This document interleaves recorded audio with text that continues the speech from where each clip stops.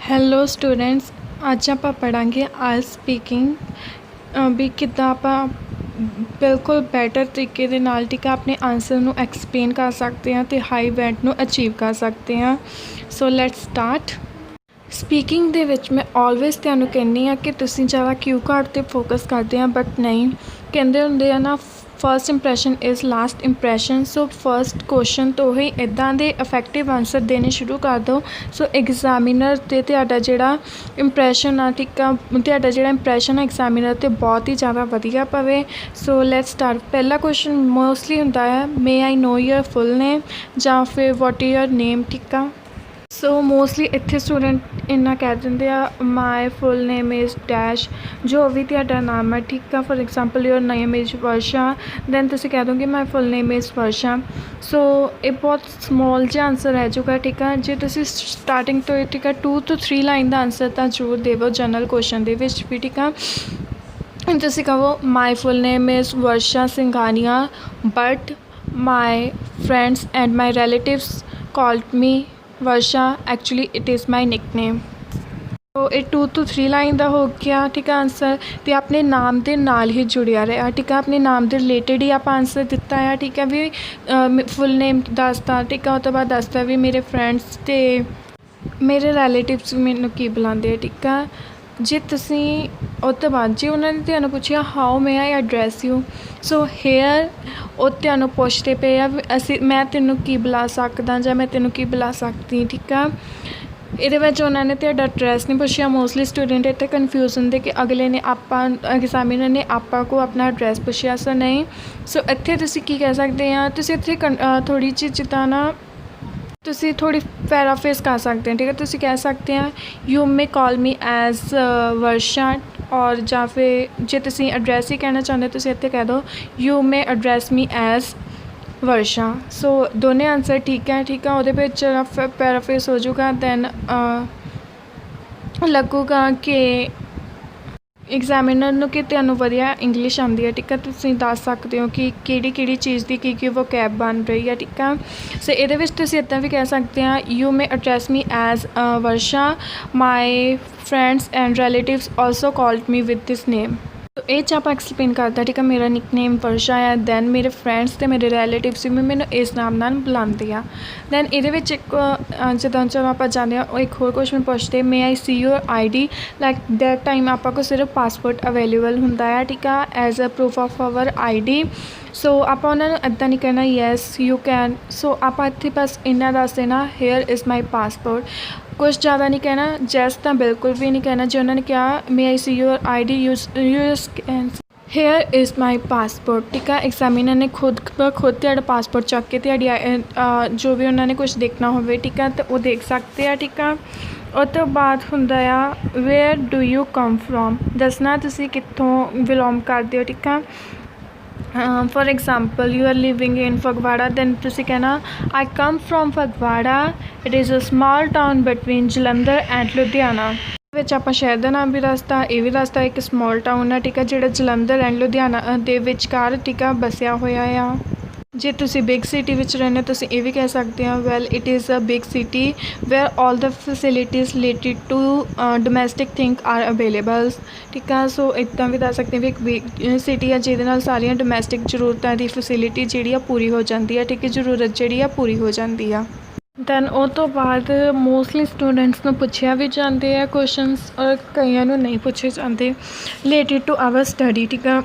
ਉਹ ਪੁੱਛਦੇ ਆ what are you studying at the moment, ਵੀ ਕਿਸ ਚੀਜ਼ ਦੀ ਸਟੱਡੀ ਕਰ ਰਹੇ ਹੋ ਤੁਸੀਂ। ਸੋ ਮੋਸਟਲੀ ਸਟੂਡੈਂਟਸ ਜਿਹੜੇ ਆ +2 ਤੋਂ ਬਾਅਦ ਆਇਲਸ ਸਟਾਰਟ ਕਰ ਦਿੰਦੇ ਆ। ਸੋ ਤੁਸੀਂ ਉੱਥੇ ਜਾ ਕੇ ਕਹਿ ਸਕਦੇ ਹੋ well I recently pass my senior secondary examinations and further I want to go abroad for my higher study, ਵੀ ਮੈਂ ਜਸਟ ਆਪਣੀ ਠੀਕ ਆ +2 ਸੀਨੀਅਰ ਸੈਕੰਡਰੀ ਐਗਜ਼ਾਮ ਠੀਕ ਹੈ ਜਿਹੜੇ ਦਿੱਤੇ ਹੋਏ ਆ, ਅਤੇ ਹੁਣ ਮੈਂ ਫਰਦਰ ਸਟੱਡੀ ਲਈ ਠੀਕ ਆ ਜਾਣਾ ਚਾਹੁੰਦਾ ਆ, ਅਬਰੋਡ ਜਾਣਾ ਚਾਹੁੰਦਾ ਆ ਠੀਕ ਆ। ਇਹ ਤੋਂ ਇੱਕ ਐਗਜ਼ਾਮੀਨਰ ਤੁਹਾਨੂੰ ਹੋਰ ਕੁਐਸਚਨ ਪੁੱਛ ਸਕਦਾ ਹੈ ਠੀਕ ਆ, in which field do you like to study, ਵੀ ਕਿਹੜੀ ਫੀਲਡ ਆ ਕਿ ਇਹਦੇ ਵਿੱਚ ਜਾ ਕੇ ਤੁਸੀਂ ਠੀਕ ਆ ਆਪਣੀ ਸਟੱਡੀ ਨੂੰ ਫਰਦਰ ਕੰਟੀਨਿਊ ਕਰਨਾ ਚਾਹੋਗੇ ਠੀਕ ਆ। ਇੱਥੇ ਸੋਚ ਸਮਝ ਕੇ ਆਨਸਰ ਦੇਣਾ ਵੀ ਜਿਹਦੇ ਵਿੱਚ ਤੁਹਾਨੂੰ ਥੋੜ੍ਹੀ ਜ਼ਿਆਦਾ ਨੌਲੇਜ ਹੋਊਗੀ, ਠੀਕ ਆ। ਸਹੀ ਆਨਸਰ ਇੱਥੇ ਦੇ ਦੇਣਾ, ਕਿਉਂਕਿ ਸਮਟਾਈਮ ਠੀਕ ਆ ਜੇ ਤੁਸੀਂ ਪਹਿਲੋਂ ਆਨਸਰ ਕੁਛ ਦਿੱਤਾ ਹੁੰਦਾ, ਅਗਾਂਹ ਜਾ ਕੇ ਆਨਸਰ ਕੁਛ ਦੇ ਦਿੰਦੇ, ਉੱਥੇ ਕੰਟਰਾਡਿਕਟ ਹੋ ਜਾਂਦੀ। ਐਗਜ਼ਾਮੀਨਰ ਤੁਹਾਨੂੰ ਫਿਰ ਇੱਦਾਂ ਦੇ ਕੁਐਸਚਨ ਪੁੱਛਦਾ ਜਿਹਨਾਂ ਦੇ ਸਵਾਲ ਤੁਸੀਂ ਐਟ ਦਾ ਮੋਮੈਂਟ ਨਹੀਂ ਦੇ ਪਾਉਂਦੇ ਸਹੀ। ਸੋ ਪਹਿਲਾਂ ਵਾਲੇ ਆਨਸਰ ਨੂੰ ਠੀਕ ਆ ਧਿਆਨ ਵਿੱਚ ਰੱਖਦੇ ਹੋਏ ਅਗਲੇ ਆਨਸਰ ਦਾ ਠੀਕ ਆ ਅਗਲੇ ਕੁਐਸਚਨ ਦਾ ਆਨਸਰ ਪ੍ਰੋਪਰ ਦਿਆ ਕਰੋ, ਠੀਕ ਆ। ਹੁਣ ਇਹਦੇ ਵਿੱਚ ਉਹਨਾਂ ਨੇ ਕਿਹਾ ਸੀ ਵੀ ਤੁਸੀਂ ਕਿਹੜੇ ਫੀਲਡ ਵਿੱਚ well I want to study in business field because I find my taste my interest in this field। So ਇੱਥੇ ਆਪਾਂ ਵਾਈ ਦਾ ਆਨਸਰ ਵੀ ਨਾਲ ਹੀ ਦਿੱਤਾ ਵੀ ਮੈਂ ਬਿਜ਼ਨਸ ਦੀ ਫੀਲਡ ਵਿੱਚ ਸਟੱਡੀ ਫਰਦਰ ਕਰਨਾ ਚਾਹੂੰਗਾ ਜਾਂ ਚਾਹੂੰਗੀ ਬਿਕੋਜ਼ ਮੇਰਾ ਇੰਟਰਸਟ ਵੀ ਇਹਦੇ ਵਿੱਚ ਹੈ ਅਤੇ ਮੈਂ ਆਪਣਾ ਟੇਸਟ ਵੀ ਇਸੇ ਫੀਲਡ ਦੇ ਵਿੱਚ ਫਾਈਂਡ ਕੀਤਾ। ਇਹਦੇ ਵਿੱਚ ਇੱਕ ਹੋਰ ਲਾਈਨ ਵੀ ਤੁਸੀਂ ਯੂਜ਼ ਕਰ ਸਕਦੇ ਹਾਂ, I also want to make my career in the field of business. So ਇਹਦੇ ਵਿੱਚ ਇੰਨਾ ਵੀ ਦੱਸਦਾ ਕਿਉਂਕਿ ਮੈਂ ਆਪਣਾ ਜਿਹੜਾ ਕਰੀਅਰ ਆਪਣਾ ਠੀਕ ਆ ਉਹ ਕਿਹੜੇ ਬਿਜ਼ਨਸ ਦੀ ਫੀਲਡ ਦੇ ਵਿੱਚ ਹੀ ਬਣਾਉਣਾ ਚਾਹੂੰਗਾ, ਠੀਕ ਆ। ਸੋ ਇੱਕ ਹੀ ਕੁਐਸਚਨ ਤੋਂ 2-3 ਕੁਐਸਚਨ ਨਿਕਲ ਆਉਂਦੇ ਹੁੰਦੇ ਆ, ਸੋ ਧਿਆਨ ਰੱਖਿਆ ਕਰੋ, ਠੀਕ ਆ। ਆਨਸਰ ਵਧੀਆ ਤਰੀਕੇ ਨਾਲ ਦਿਆ ਕਰੋ।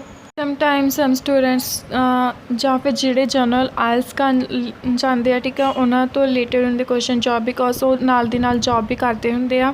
ਸੋ ਜੇ ਉਹਨਾਂ ਨੂੰ ਪੁੱਛਿਆ ਜਾਂਦਾ what is your job then ਤੁਸੀਂ ਕੁਛ ਵੀ ਦੱਸ ਸਕਦੇ ਹੋ, like for example I currently work as an office manager at the large marketing company. I have been in the job about 5 years now. I'm usually assigned to work with a specific business in order to improve their sales through various marketing strategies। ਇਹਦੇ ਵਿੱਚ ਆਪਾਂ just ਦੱਸ ਦੇਣਾ ਵੀ for example ਮੈਂ ਇੱਕ job ਕਰਦਾ ਪਿਆ office manager ਦੀ, ਠੀਕ ਹੈ, ਇੱਕ ਮਾਰਕੀਟਿੰਗ ਕੰਪਨੀ ਦੇ ਵਿੱਚ, ਠੀਕ ਆ। ਕਿੰਨੇ ਸਾਲ ਹੋ ਗਏ ਮੈਨੂੰ ਉੱਥੇ ਜੋਬ ਕਰਦੇ ਨੂੰ। ਕਾਮਨ ਗੱਲਾਂ ਜਿਸ ਆਪਾਂ ਨੂੰ ਬਣਾਉਣ ਦੀ ਲੋੜ ਆ, ਸੋਚਣ ਦੀ ਲੋੜ ਆ, ਠੀਕ ਆ। ਸੋਚ ਨੂੰ ਵਾਈਡ ਰੱਖਣਾ, ਨੈਰੋ ਸੋਚ ਲੈ ਕੇ ਨਹੀਂ ਚੱਲਣਾ। ਜਿੰਨਾ ਹੋ ਸਕੇ ਖੁਦ ਬ ਖੁਦ ਆਨਸਰ ਬਣਾਉਣ ਦੀ ਟਰਾਈ ਕਰਿਆ ਕਰੋ, ਠੀਕ ਆ। ਕੋਈ ਗਲਤੀ ਹੋ ਗਈ ਡੋਂਟ ਵਰੀ, ਕਿਸੇ ਤੋਂ ਪੁੱਛ ਲਓ। ਇੱਕ ਵਾਰੀ ਗਲਤੀ ਕਰਾਂਗੇ, 2 ਵਾਰੀ ਗਲਤੀ ਕਰਾਂਗੇ, ਪਰ 3rd ਟਾਈਮ ਠੀਕ ਆ ਆਪਾਂ ਨੂੰ ਪਤਾ ਲੱਗ ਜਾਊਗਾ ਕਿ ਆਪਾਂ ਇੱਥੇ ਮਿਸਟੇਕ ਕਰਦੇ ਹਾਂ, ਉਹ ਮਿਸਟੇਕ ਆਪਾਂ ਐਗਜ਼ਾਮ ਦੇ ਵਿੱਚ ਕਦੇ ਨਹੀਂ ਦੁਹਰਾਵਾਂਗੇ, ਠੀਕ ਆ। ਸੋ ਮੈਂ ਵੀ ਤੁਹਾਨੂੰ ਹਮੇਸ਼ਾ ਕਹਿੰਦੀ ਜੇ ਤੁਹਾਨੂੰ ਮੇਰੀ ਕਿਸੇ ਹੈਲਪ ਦੀ ਲੋੜ ਆ ਆਇਲਸ ਦੇ ਰਿਲੇਟਡ ਕਿਸੇ ਮੋਡਿਊਲ ਦੇ ਵਿੱਚ, ਤੁਸੀਂ ਮੈਨੂੰ ਕਮੈਂਟ ਕਰਕੇ ਪੁੱਛ ਸਕਦੇ ਹੋ। ਤੁਸੀਂ ਪਿਛਲੇ ਕਮੈਂਟਸ ਵਿੱਚ ਵੀ ਦੇਖ ਸਕਦੇ ਹੋ। ਮੈਂ ਹਮੇਸ਼ਾ ਹਰ ਇੱਕ ਦੀ ਹੈਲਪ ਕਰਨ ਦੀ ਕੋਸ਼ਿਸ਼ ਕਰਦੀ ਹੁੰਦੀ ਹਾਂ ਕਿ ਹਰ ਇੱਕ ਦੀ ਹੈਲਪ ਕਰਾਂ। ਜੇ ਕੋਈ ਕਿਸੇ ਮੇਰੇ 'ਤੇ ਟਰਸਟ ਕਰਕੇ ਮੇਰੇ ਚੈਨਲ 'ਤੇ ਆ ਕੇ ਦੇਖ ਰਿਹਾ ਆ ਤਾਂ ਮੈਨੂੰ ਵੀ ਚਾਹੀਦਾ ਕਿ ਮੈਂ ਉਹਦੀ ਫੁੱਲ ਹੈਲਪ ਕਰ ਸਕਾਂ ਜਿੰਨੀ ਕੁ ਮੈਂ ਕਰ ਸਕਾਂ, ਠੀਕ ਆ।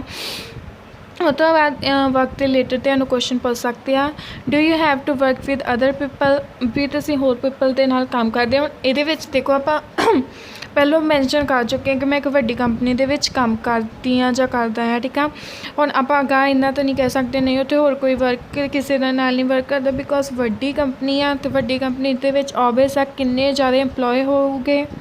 ਫਸਟ ਕੁਐਸਚਨ ਨੂੰ ਆਨਸਰ ਨੂੰ ਧਿਆਨ ਵਿੱਚ ਰੱਖ ਕੇ ਆਪਾਂ ਆਨਸਰ ਦੇਵਾਂਗੇ, ਓ yes all the time.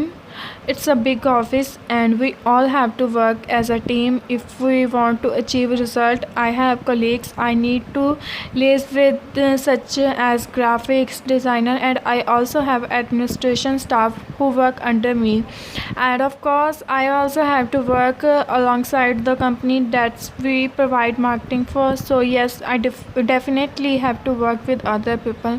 So ਇਹਦੇ ਵਿੱਚ ਦੱਸਦਾ ਕਿ ਮੈਂ ਕਿਹਦੇ ਨਾਲ ਵਰਕ ਕਰ ਰਿਹਾ, ਠੀਕ ਹੈ, ਵੀ ਮੈਂ ਐਡਮਿਨਿਸਟ੍ਰੇਸ਼ਨ ਸਟਾਫ ਮੇਰੇ ਅੰਡਰ ਕੰਮ ਕਰ ਰਿਹਾ, ਠੀਕ ਹੈ। ਇਹਦੇ ਵਿੱਚ ਸਾਰਾ ਆਪਾਂ ਐਕਸਪਲੇਨ ਕਰ ਦਿੱਤਾ ਕਿ ਮੈਂ ਲੋਕਾਂ ਨਾਲ ਕੰਮ ਕਰਦਾ, ਇੱਕ ਬਿਗ ਕੰਪਨੀ ਹੈ। ਸੋ ਓਬਵੀਅਸ ਹੈ ਇੱਥੇ ਕਿੰਨੇ ਐਮਪਲੋਏ ਵਰਕ ਕਰਦੇ ਹੋਊਗੇ, ਠੀਕ ਆ। ਮੇਨਲੀ ਕੁਐਸਚਨਸ ਹੁੰਦੇ ਆ ਤੁਹਾਡੇ ਹੋਮ ਟਾਊਨ ਬਾਰੇ, ਲਾਈਕ ਹੋਮ ਜਾਂ ਅਕੋਮੋਡੇਸ਼ਨ ਬਾਰੇ, ਠੀਕ ਆ। ਜੇ ਉਹ ਤੁਹਾਨੂੰ ਪੁੱਛਦੇ ਆ do you live in a house or flat or what kind of housing or accommodation do you live in, ਠੀਕ ਆ। ਸੋ ਤੁਸੀਂ ਹੋਮ 'ਚ ਰਹਿੰਦੇ ਆ ਜਾਂ ਅਕੋਮੋਡੇਸ਼ਨ 'ਚ। ਮੋਸਟਲੀ ਸਟੂਡੈਂਟ ਹੋਮ ਦੇ ਵਿੱਚ ਰਹਿੰਦੇ ਬਿਕੋਜ਼ ਆਪਣੇ ਪੰਜਾਬ ਦੇ ਵਿੱਚ ਇੱਦਾਂ ਹੀ ਆ ਕਿ ਮੋਸਟਲੀ ਸਾਰਿਆਂ ਦੇ ਆਪਣੇ ਆਪਣੇ ਹੋਮ ਹੁੰਦੇ ਆ, ਦੈਨ ਆਪਾਂ ਉੱਥੇ ਹੀ ਰਹਿੰਦੇ ਹਾਂ। ਅਕੋਮੋਡੇਸ਼ਨ ਬਹੁਤ ਰੇਅਰਲੀ ਪੀਪਲ ਰਹਿੰਦੇ ਆ, ਠੀਕ ਆ। ਸੋ ਇਹਦੇ ਵਿੱਚ ਆਪਾਂ ਦੱਸ ਦੇਵਾਂਗੇ I live in a house, it is a 2 story brick house. So ਦੱਸਤਾ ਵੀ ਮੈਂ ਇੱਕ ਹਾਊਸ ਦੇ ਵਿੱਚ ਰਹਿੰਦੀ ਹਾਂ ਕਿ ਇਹ 2 story ਬ੍ਰਿਕ ਹਾਊਸ ਆ, ਮਤਲਬ ਇੱਟਾਂ ਦੇ ਨਾਲ ਬਣਿਆ 2 ਮੰਜ਼ਿਲੀ ਘਰ ਆ, ਠੀਕ ਆ। ਅੱਗੋਂ ਕੁਐਸਚਨ ਹੋ ਸਕਦਾ ਹੈ please describe it a little, ਥੋੜ੍ਹਾ ਜਿਹਾ ਡਿਸਕਰਾਈਬ ਕਰ ਦਿਓ ਦੈਨ ਆਪਾਂ ਫਿਰ ਲਿਖ ਸਕਦੇ ਹਾਂ it is a 2-story brick house. There are 4 bedrooms with a attached bathroom, a kitchen, a living room and a drawing room. There is a small lawn in the front and a kitchen garden in the backyard. ਸੋ ਇਹਦੇ ਵਿੱਚ ਦੱਸ ਦਿੱਤਾ ਵੀ describe ਕਰਦਾ ਜਿਸ ਆਪਣੇ house ਨੂੰ ਵੀ ਇੱਕ 2 ਮੰਜ਼ਿਲਾ ਠੀਕ ਹੈ ਇਮਾਰਤ ਆ ਜਿਹਦੇ ਵਿੱਚ 4 ਬੈਡਰੂਮ ਆ, ਅਟੈਚ ਬਾਥਰੂਮ, ਕਿਚਨ ਗਾਰਡਨ ਆ ਠੀਕ ਆ ਇੱਕ। ਸੋ ਇਹਦੇ ਵਿੱਚ ਆਪਾਂ ਬੈਕਯਾਰਡ ਸਾਰਾ ਕੁਛ ਦੱਸ ਦਿੱਤਾ ਠੀਕ ਆ। ਅੱਗੋਂ ਇੱਕ ਹੋਰ ਕੁਐਸਚਨ ਪੁੱਛ ਸਕਦੇ ਆ what your favourite room in your home, ਵੀ ਤੁਹਾਡਾ ਫੇਵਰੇਟ ਕਮਰਾ ਕਿਹੜਾ ਆ ਠੀਕ ਆ। ਸੋ ਮੋਸਟਲੀ ਆਪਾਂ ਨੂੰ ਸਭ ਤੋਂ ਜ਼ਿਆਦਾ ਫੇਵਰੇਟ ਕਮਰਾ ਹੁੰਦਾ ਆਪਣਾ ਹੀ ਠੀਕ ਆ। ਸੋ ਆਪਾਂ ਇਹਦੇ ਵਿੱਚ ਲਿਖਤਾ my favourite room is my own home, ਵੀ ਮੇਰਾ my own room sorry. So ਮੇਰਾ ਕਮਰਾ ਹੀ ਮੇਰਾ ਸਭ ਤੋਂ ਜ਼ਿਆਦਾ ਫੇਵਰੇਟ ਆ ਬਿਕੋਜ਼ ਕਿਉਂ I have decorated it according to my taste, because ਮੈਂ ਇਹਨੂੰ ਡੈਕੋਰੇਟ ਕੀਤਾ ਹੋਇਆ according to my taste my interest okay. Next question ਹੋ ਸਕਦਾ what have you done to your room to make it look nice, ਵੀ ਤੁਸੀਂ ਕੀ ਕੀਤਾ ਵੀ ਤੁਹਾਡਾ ਜਿਹੜਾ ਰੂਮ ਆ ਉਹ ਲੁੱਕ ਨਾਈਸ ਦਿਖੇ ਠੀਕ ਆ। ਸੋ ਇਹਦੇ ਵਿੱਚ ਆਪਾਂ ਹੁਣ ਇਹ ਦੱਸ ਸਕਦੇ ਵੀ ਰੰਗ ਵਗੈਰਾ ਕੀਤਾ ਹੋਇਆ ਤਾਂ ਹੀ ਲੁੱਕ ਨਾਈਸ ਲਿਖੂਗਾ। ਸੋ ਆਪਾਂ ਕੀ ਲਿਖਾਂਗੇ I keep my room spick and span, ਮੈਂ ਕਲੀਨ ਰੱਖਦੀ ਹਾਂ ਠੀਕ ਆ ਰੂਮ ਨੂੰ। The wall of painted light pink colour ਹੋਇਆ ਠੀਕ ਆ because it is my favourite colour, ਇਹ ਮੇਰਾ ਫੇਵਰੇਟ ਕਲਰ ਆ ਤਾਂ ਕਰਕੇ। देयर आर फ्लोरल कर्टनस पर्दे वगैरह भी है ठीक है ਜਿਹੜੇ ਜ਼ਿਆਦਾ ਅਟਰੈਕਟ ਕਰਦੇ ਹੁੰਦੇ ਆ ਠੀਕ ਹੈ ਕਮਰੇ ਦੀ ਲੁੱਕ ਨੂੰ। ਸੋ ਇਹ ਸੀ ਅੱਜ ਦੀ ਆਪਣੀ ਕਲਾਸ। ਆਈ ਹੋਪ ਤੁਹਾਨੂੰ ਇਹ ਕਲਾਸ ਪਸੰਦ ਆਈ ਹੋਵੇਗੀ, ਮੇਰਾ ਪੜ੍ਹਾਉਣ ਦਾ ਢੰਗ ਪਸੰਦ ਆਇਆ ਹੋਊਗਾ। ਸੋ ਜੇ ਤੁਸੀਂ ਚੈਨਲ 'ਤੇ ਨਵੇਂ ਹੋ ਤਾਂ ਚੈਨਲ ਨੂੰ ਸਬਸਕ੍ਰਾਈਬ ਕਰਕੇ ਬੈਲ ਬਟਨ ਜ਼ਰੂਰ ਦਬਾ ਲਿਓ ਤਾਂ ਕਿ ਆਉਣ ਵਾਲੀ ਹਰ ਇੱਕ ਵੀਡੀਓ ਦਾ ਨੋਟੀਫਿਕੇਸ਼ਨ ਤੁਹਾਡੇ ਤੱਕ ਪਹੁੰਚ ਜਾਵੇ। ਸੋ ਜਲਦੀ ਮਿਲਦੇ ਹਾਂ ਅਗਲੀ ਕਲਾਸ ਦੇ ਵਿੱਚ, ਤਦ ਤੱਕ ਲਈ thank you so much for watching this video.